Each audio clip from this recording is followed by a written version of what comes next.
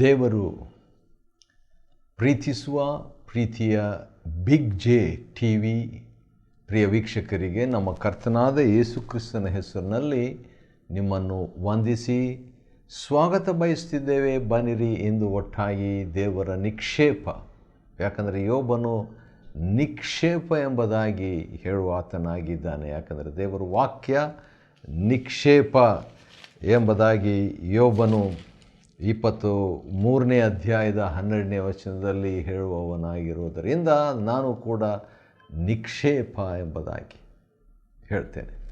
ನಿಕ್ಷೇಪವನ್ನು ಸಂಗ್ರಹಿಸುವ ಸಮಯ ಇದು. ಆದ ಕಾರಣ ಇಂದಿನ ನಮ್ಮ ಅಧ್ಯಯನ ಯಾವುದಂದರೆ ಯೋಬನ ಗ್ರಂಥ 33ನೇ ಅಧ್ಯಾಯ, ದ ಬುಕ್ ಆಫ್ ಜೋಬ್ ಚಾಪ್ಟರ್ 33. 32ನೇ ಅಧ್ಯಾಯದಲ್ಲಿ ಯೋಬನ ಗ್ರಂಥ ನಾವು ನೋಡುವಾಗ ಯೋಬನು ಬಿಲ್ದದ್ ಎಂಬ ತನ್ನ ಸ್ನೇಹಿತನು ಮಾತನಾಡಿದಂಥ 6 ಮಾತುಗಳಿಗೆ, 6 ವಚನಗಳು, ವರ್ಸಸ್ಗೆ ಯೋಬನು ಏನು ಮಾಡ್ತಾನೆ, 6 ಅಧ್ಯಾಯಗಳಲ್ಲಿ ಉತ್ತರ ಕೊಡ್ತಾನೆ ರೀ.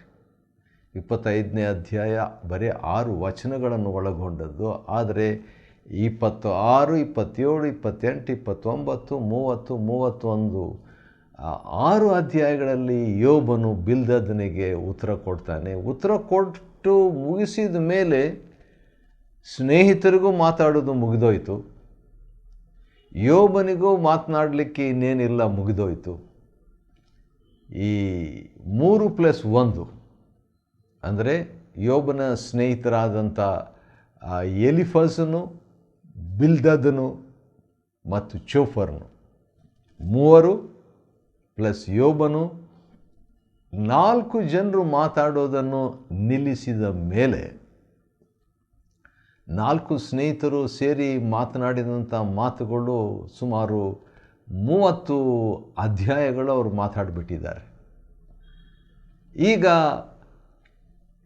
ಎಲಿಹು ಇನ್ನೊಬ್ಬ ಸ್ನೇಹಿತನು, ಯೋಬನ 4ನೇ ಸ್ನೇಹಿತನು ಎಲಿಹು 32ನೇ ಅಧ್ಯಾಯದಿಂದ 37ನೇ ಅಧ್ಯಾಯದವರೆಗೆ ಈಗ ಮಾತಾಡ್ತಾನೆ ರೀ. ಏನು ಮಾತಾಡ್ತಾನೆ ಅಂತ ನೋಡೋಣ. ಭಾಳ ಒಳ್ಳೆ ಮಾತುಗಳನ್ನು ಆಡ್ತಾ ಇದ್ದಾನೆ, ಯೌವನಸ್ಥನಾಗಿದ್ದಾನೆ.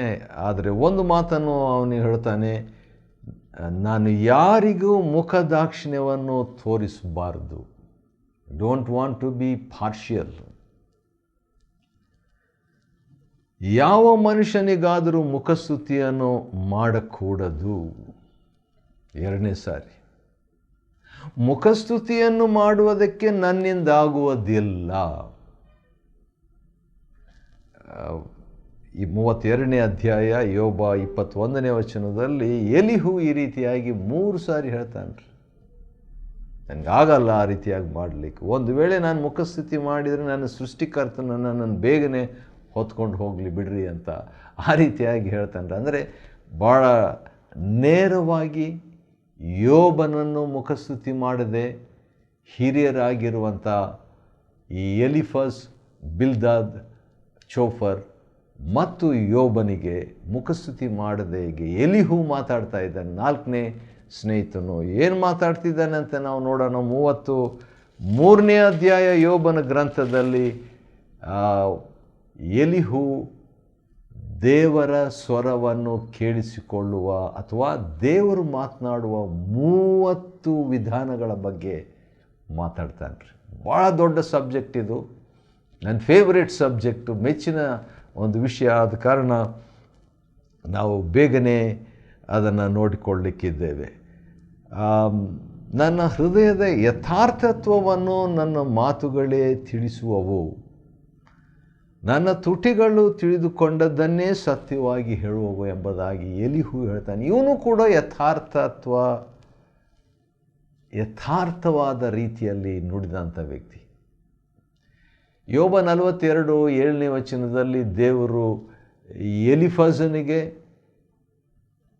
ಮತ್ತು ಬಿಲ್ದದನಿಗೆ ಮತ್ತು ಚೋಫರ್ನಿಗೆ ನೀವು ಯಥಾರ್ಥವಾಗಿ ಮಾತಾಡಿಲ್ಲ ಅಂತ 3 ಬಗ್ಗೆ ದೇವರು ಹೇಳ್ತಾನೆ ರೀ. ಆದರೆ ಯೋಬನು ಯಥಾರ್ಥವಾಗಿ ನುಡಿದಿದ್ದ. ಎಲಿಹು ಕೂಡ ಯಥಾರ್ಥವಾಗಿ ನುಡಿದಿದ್ದ ಎಂಬುದಾಗಿ ನಾವು ನೋಡ್ತೇವೆ ರೀ. ಯಾಕಂದರೆ ಇಲ್ಲಿ 33:3 ನಾನು ಯಥಾರ್ಥತ್ವವನ್ನು ನುಡಿದಿದ್ದೇನೆ ಅಂತ ಹೇಳ್ತಾನೆ ರೀ. ಆದರೆ ಯೋಬನು ತಾನು ಮಾತನಾಡಿದ್ದ ವಿಷಯದ ಬಗ್ಗೆ ಸ್ವಲ್ಪ ಮಾತಾಡಿಬಿಟ್ಟು 9ನೇ ವಚನದಲ್ಲಿ ನಾನು ಪರಿಶುದ್ಧನು, ನನ್ನೊಳಗೆ ದೋಷವಿಲ್ಲ, ಹೀಗೆಲ್ಲ ನೀನು ಮಾತಾಡ್ತೀಯ. ಆದರೆ ದೇವರು ಮಾತನಾಡುವಂಥ ರೀತಿ ಬೇರೆ ಬೇರೆ ವಿಧಗಳಿಂದ ದೇವರು ಮಾತಾಡ್ತಾನಂತ ಹೇಳ್ಬಿಟ್ಟು ಯೋಬ 33:14ನೇ ವಚನದಿಂದ 33ನೇ ವಚನದವರೆಗೆ ಇರುವಂಥ ವಾಕ್ಯ ಭಾಗದಲ್ಲಿ ದೇವರು ಮಾತನಾಡುವಂಥ 30 ಮಾರ್ಗಗಳ ಬಗ್ಗೆ 30 ways how God speaks. ಅದನ್ನು ಭಾಳ ಬೇಗನೆ ಹೇಳಬೇಕಾಗ್ತದೆ, ನಾವು ನೋಡೋಣ ರೀ. ಸರಿ, 15ನೇ ವಚನ ದೇವರು ಮಾತನಾಡುವಂಥ ಮೊದಲನೇ ವಿಧಾನ ಗಾಢನಿದ್ರೆಯಲ್ಲಿ ಕೂಡ ದೇವರು ಮಾತಾಡ್ತಾರೆ. ಎರಡನೇದು ಹಾಸಿಗೆ ಮೇಲೆ ಜಂಪು ಹತ್ತಿದಾಗ ದೇವರು ಮಾತಾಡ್ತಾನೆ. ಎರಡನೇದು ದೇವರು ಮಾತನಾಡುವಂಥ ವಿಧಾನ. ಮೂರನೇದು ಕನಸಿನಲ್ಲಿ ದೇವರು ಮಾತಾಡ್ತಾನೆ. 15ನೇ ವಚನ ದೇವರು ಕನಸಿನ ಮುಖಾಂತರವಾಗಿ ಕೂಡ ಯೋಸೇಫನಿಗೆ ಮಾತಾಡಿದ ಹೊಸ ಒಡಂಬಡಿಕೆಯಲ್ಲಿ. 16ನೇ ವಚನ 33ನೇ ಅಧ್ಯಾಯ ಯೋಬ 16 ಎಲಿಹು ಹೇಳ್ತಿದ್ದಾನೆ, ಶಿಕ್ಷಾವಚನವನ್ನು ಉಪದೇಶಿಸ್ತಾನೆ. ಅದು ಕೂಡ ದೇವರು ಮಾತನಾಡುವಂಥ ವಿಧಾನ 4ನೇದಾಗಿ. ಮತ್ತು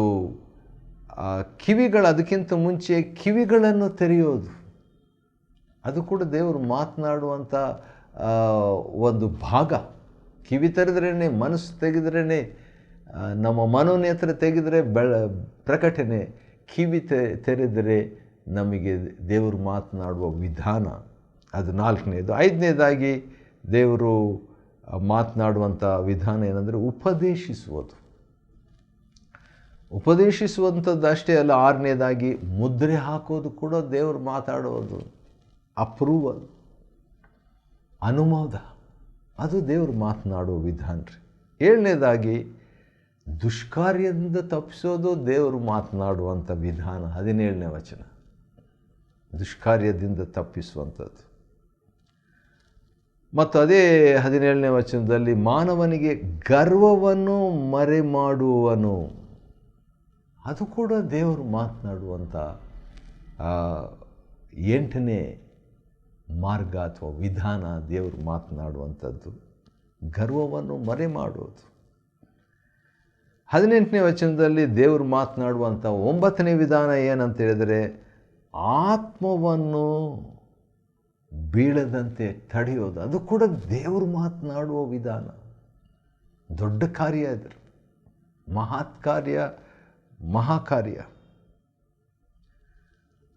ಮತ್ತು ಅದೇ 18ನೇ ವಚನದಲ್ಲಿ ಜೀವವನ್ನು ದೈವಾಸ್ತ್ರದಿಂದ ಅಳಿದು ಹೋಗದ ಹಾಗೆ ನಿಲ್ಲಿಸುವುದು ದೇವರು ಮಾತನಾಡುವ ವಿಧಾನ. ವಾವ್!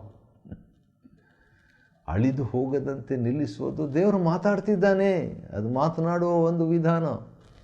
10 ವಿಧಾನಗಳಾಯಿತು. ಇನ್ನು 20 ರೀತಿಯಿಂದ 20 more ways how God speaks, ದೇವರು ಹೇಗೆ ಮಾತಾಡ್ತಾನೆ ನಾವು ನೋಡಿಕೊಳ್ಳೋಣ. 19ನೇ ವಚನದಲ್ಲಿ ನಾವು ನೋಡುವಾಗ ಶಿಕ್ಷಿಸಲ್ಪಡುವುದು ಕೂಡ ದೇವರ ಮಾತು. Chastening is also the way God speaks.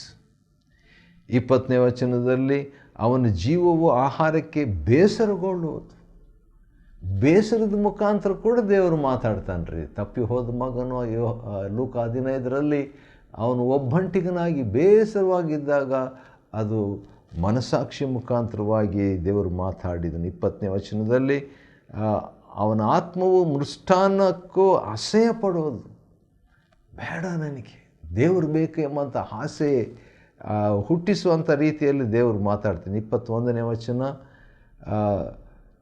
ಮಾಂಸವು ಕ್ಷಯಿಸಿ ಕಾಣದೇ ಹೋಗುವುದು, ಆ ರೀತಿ ಕೂಡ ದೇವರು ಮಾತಾಡ್ತಾನೆ.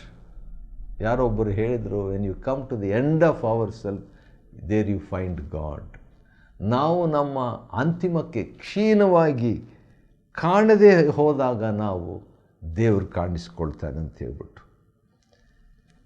21ನೇ ವಚನದಲ್ಲಿ ಅವನ ಎಲುಬುಗಳು ಬಯಲಾಗುವು. ಆವಾಗ ಕೂಡ ದೇವರು ಮಾತಾಡ್ತಾನಂತೆ, ದೇವರು ತೋರಿಸ್ಕೊಳ್ತಾನೆ, ದೇವರು ಸನ್ನಿವೇಶಗಳನ್ನು ಕ್ರಮಪಡಿಸಿ ಮಾತನಾಡ್ತಾನೆ. 22ನೇ ವಚನ, ಅವನ ಆತ್ಮವು ಅಧೋಲೋಕವನ್ನು ಸಮೀಪಿಸುವುದು. ಆವಾಗ ಕೂಡ ದೇವರು ಮಾತಾಡ್ತಾನೆ. ಗೊತ್ತಾಗ್ತದೆ, ಕೆಲವ್ರಿಗೆ ಸಾಯ್ತಾ ಇರುವಾಗ ಗೊತ್ತಾಗ್ತದೆ ಇನ್ನು ಮುಂದೆ ಬದುಕಲ್ಲ ಅಂತ ಹೇಳ್ಬಿಟ್ಟು ಕಥೆಗಳು ಇದೆ ಅದಕ್ಕೆ ಬೇಕಾದದ್ದು. ಅವನ ಪ್ರಾಣವು ಸಂಹಾರ ದೂತರಿಗೆ ಹತ್ತಿರವಾಗುವಾಗ ಕೂಡ ದೇವರು ಮಾತಾಡ್ತಾನೆ ರೀ. ಲಾಸ್ಟ್ ಮೂಮೆಂಟ್, ಕೊನೆ ಗಳಿಗೆಯಲ್ಲಿ ಕೂಡ ನೀನು ಸಾಯ್ತಾ ಇದ್ದಂಥ ಅವನು, ಯೇಸುವೇ ನೀನು ರಾಜ್ಯವನ್ನು ಪಡೆದವನಾಗಿ ನನ್ನನ್ನು ನೆನೆಸಿಕೊ ಎಂಬುದಾಗಿ ಸಂಹಾರ ದೂತನ ಹತ್ತಿರವಾದಾಗ ಅವನು ಮಾತಾಡ್ತಾನೆ ರೀ. ಕಳ್ಳನು ಶಿಲುಬೆ ಮೇಲೆ.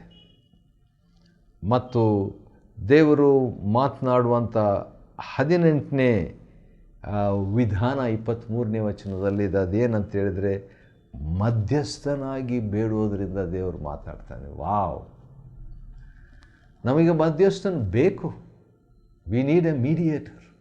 That's one way god communicates. ಆ ರೀತಿಯಾಗಿ ಕೂಡ ದೇವರು ಮಾತಾಡುವವನಾಗಿದ್ದಾನೆ. 19ನೇದು 24ನೇ ವಚನದಲ್ಲಿ, ದೇವರು ಒಂದು ವೇಳೆ ಮೆಚ್ಚಿ ಮನುಷ್ಯನಿಗೆ ಈಡು ಕೊಡ್ತಾನಲ್ಲ, ಅದು ಕೂಡ ದೇವರು ಮಾತನಾಡುವ ವಿಧಾನ. That is also God's way of talking. ನಮಗೆ ಮೆಚ್ಚಿ ಈಡು ಕೊಡುವಂಥದ್ದು ದೇವರು ಮಾತಾಡ್ತಾನೆ. ಹಾಗೆ ಕೂಡ 20ನೇದಾಗಿ 24ನೇ ವಚನದಲ್ಲಿ ದೇವರು ಮಾತನಾಡುವಂಥ ಇನ್ನೊಂದು ವಿಧಾನ ಏನಂದರೆ, ಅಧೋಲೋಕಕ್ಕೆ ಇಳಿಯದಂತೆ ರಕ್ಷಿಸು ಎಂದು ಅಪ್ಪಣೆ ಕೊಡುವಂಥದ್ದು ಕೂಡ ದೇವರು ಮಾತನಾಡುವಂಥದ್ದು. ರಕ್ಷಿಸು, ಹಾಗೆ ಕೂಡ ದೇವರು ಮಾತಾಡ್ತಾನೆ. ಇಳಿಯದಂತೆ ಅಧೋಲೋಕಕ್ಕೆ, ನರಕಕ್ಕೆ ಹೋಗದಂತೆ ದೇವರು ಕಾಪಾಡ್ತಾನೆ. ಅದು ದೇವರು ಮಾತಾಡೋದು. ದೇವರು ಮಾತಾಡೋದು ದ ವೇ ಗಾಡ್ ಸ್ಪೀಕ್ಸ್. 21ನೇ ವಿಧಾನ ದೇವರು ಹೇಗೆ ಮಾತಾಡ್ತಾನೆ ಅಂತ 25ನೇ ವಚನದಲ್ಲಿ ಇದೆ. ಅದೇನಂತ ಹೇಳಿದರೆ, ಬಾಲ್ಯಕ್ಕಿಂತ ದೇಹ ಕೋಮಲವಾಗುವಂತೆ ಮಾಡಿ ಮಾತಾಡ್ತಾನೆ. ಅಂದರೆ ಯೆಶಾಯನು ಹೇಳ್ತಾನೆ, ಅದೇನಂತ ಹೇಳಿದರೆ, ಹದ್ದಿಗೆ ಬರುವಂಥ ಯೌವನವನ್ನು ತಿರುಗಿ ಬರಮಾಡುವುದರಿಂದ ಮಾತಾಡ್ತಾನೆ. ಹಾಗೆ ಕೂಡ ದೇವರು ಮಾತಾಡಲಿಕ್ಕೆ ಶಕ್ತನು. 25ನೇ ವಚನದಲ್ಲಿ ದೇವರು ಮಾತನಾಡುವಂಥ 22ನೇ ವಿಧಾನ ಏನಂತ ಹೇಳಿದರೆ, ಪುನಃ ಎಳೆಯತನದ ದಿನಗಳು ಅನುಭವಿಸುವಂತೆ ದೇವರು ಮಾತಾಡ್ತಾನೆ. God speaks by renewal. God speaks by restoration. ನವೀಕರಣದ ಮುಖಾಂತರವಾಗಿ ದೇವರು ಮಾತಾಡ್ತಾನೆ. ಮತ್ತು ಪುನಃಸ್ಥಾಪನೆಯಿಂದ ದೇವರು ಮಾತನಾಡ್ತಿದ್ದಾನೆ. ಯೌವನದ ಎಳೆತನದ ದಿನಗಳು ಬಂದುಬಿಟ್ರೆ ಚೆನ್ನಾಗಿರ್ತಿತ್ತು, ಅವಾಗಲೇ ಚೆನ್ನಾಗಿತ್ತು ಅಂತ ಹೇಳ್ತೀವಿ. ಆ ದಿನಗಳು ಈಗ ಕೂಡ ದೇವರು ಕೊಡುವುದಕ್ಕೆ ಶಕ್ತನಾಗಿದ್ದಾನಂತೆ ದೇವರ ವಾಕ್ಯ ಹೇಳ್ತದೆ. ದೇವರು ಮಾತನಾಡುವಂಥ 23ನೇ ವಿಧಾನ 26ನೇ ವಚನದಲ್ಲಿದೆ, ದೇವರನ್ನು ಪ್ರಾರ್ಥಿಸಿ ದೇವರ ಒಲುಮೆಗೆ ಪಾತ್ರನಾಗೋದು ಕೂಡ ದೇವರ ಒಲುಮೆ. When God gives a favour, it is God speaking into our lives.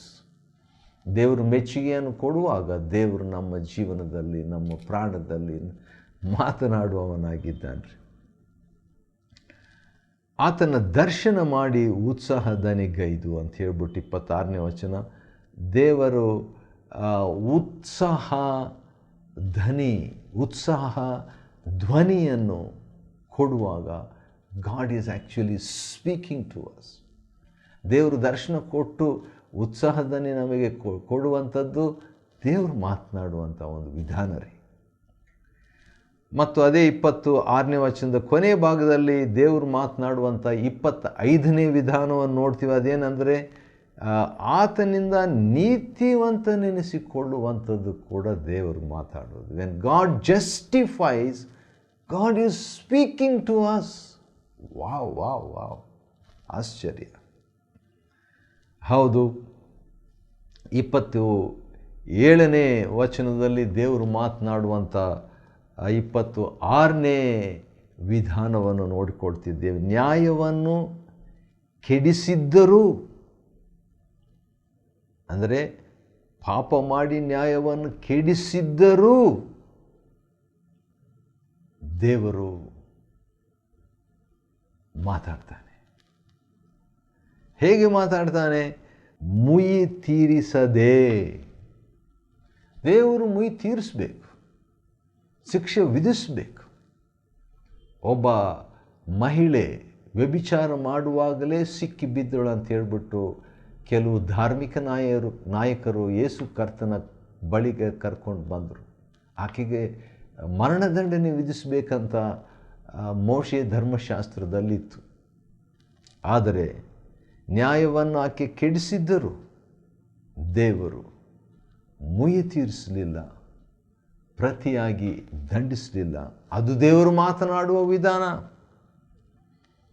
ಮತ್ತು 28ನೇ ವಚನದಲ್ಲಿ ದೇವರು ಮಾತನಾಡಿದ ಇನ್ನೊಂದು ವಿಷಯವನ್ನು ನಾವು ನೋಡ್ತೇವೆ. ಅದೇನೆಂದರೆ, ನನ್ನ ಆತ್ಮವನ್ನು ಅಧೋಲೋಕಕ್ಕೆ ಹೋಗದಂತೆ ವಿಮೋಚಿಸಿದ್ದಾನೆ. ಅದು ಕೂಡ ದೇವರು ಮಾತಾಡೋದ್ರು. ಗಟ್ಟಿಯಾಗಿ ದೇವರು ಮಾತಾಡಬೇಕಂತೇನಿಲ್ಲ, ದೇವರ ಹೆಜ್ಜೆ ಹೆಜ್ಜೆಗೂ ಮಾತಾಡ್ತಿದ್ದಾನೆ. ಆತ್ಮವನ್ನು ಅಧೋಲೋಕಕ್ಕೆ ಹೋಗದಂತೆ ವಿಮೋಚಿಸುವುದು ದೇವರ ಮಾತೆ. Preserving our soul from going to hell. God's redemption is God speaking to us. ಮತ್ತು ನನ್ನ ಜೀವವು ಬೆಳಕನ್ನು ಕಾಣುತ್ತಿರುವುದು ಎಂದು ಕೀರ್ತನೆ. ಬೆಳಕನ್ನು ಕಾಣೋದು ಕೂಡ 28ನೇ ವಚನದ 2ನೇ ಭಾಗ. ಅದು 28ನೇ ವಿಧಾನ ದೇವರು ಮಾತನಾಡುವಂಥದ್ದು. ಬೆಳಕನ್ನು ಕಾಣುವಂತೆ ಮಾಡುವಂಥದ್ದು ದೇವರು ಮಾತಾಡುವಂಥದ್ದು. 29ನೇ ವಚನದಲ್ಲಿ ದೇವರು ಮಾತನಾಡುವಂಥ 29ನೇ ವಿಷಯವನ್ನು ನಾವು ನೋಡ್ತೇವೆ. ಅದೇನಂತ ಹೇಳ್ಬಿಟ್ಟು ನೋಡುವಾಗ, ಮನುಷ್ಯನ ಆತ್ಮವು ಅಧೋಲೋಕದಿಂದ ಹಿಂದಿರುಗಿ ಬರುವಂತೆ ಮಾಡೋದು ಕೂಡ ದೇವರು ಮಾತನಾಡುವುದು. I ascribe to the speaking of God. ದೇವರು ಮಾತಾಡುವುದಕ್ಕೆ ಸಂಕೇತ. ಮತ್ತು 29ನೇ ವಚನದಲ್ಲಿ ಜೀವಲೋಕದ ಕೊನೆ ಭಾಗ ಬೆಳಕನ್ನು ಅನುಭವಿಸುವಂತೆ ದೇವರು ಮಾತಾಡ್ತಾನೆ. ಅದು ದೇವರು ಮಾತನಾಡುವ 30ನೇ ವಿಧಾನ. ಹೀಗೆ ದೇವರು 30 ರೀತಿಯಿಂದ ಮಾತನಾಡುವವನಾಗಿದ್ದಾನೆ. ಯೋಬನನ್ನು ನೀತಿವಂತನೆಂದು ಸ್ಥಾಪಿಸಬೇಕೆಂಬುದೇ ಅವನ ಆಶೆಯಾಗಿತ್ತು, ಎಲಿಹುವಿನ ಆಶೆ. ಆಶ್ಚರ್ಯ, ಇನ್ನು ಮುಂದೆ ಏನಂತ ಎಲಿಹು ಮಾತಾಡ್ತಾನೆ ಮುಂದಿನ ಅಧ್ಯಾಯ ನಾವು ನೋಡಿಕೊಳ್ಳಲಿಕ್ಕಿದ್ದೇವೆ. 33ನೇ ಅಧ್ಯಾಯವನ್ನು ಇದುವರೆಗೆ ಅಧ್ಯಯನ ಮಾಡಿಕೊಳ್ಳುವಂತೆ ದೇವರು ಕೊಟ್ಟ ಕೃಪೆಗಾಗಿ ಆತನಿಗೆ ಸ್ತೋತ್ರವಾಗಲಿ. ದೇವರು ನಿಮ್ಮನ್ನು ಆಶೀರ್ವದಿಸಲಿ.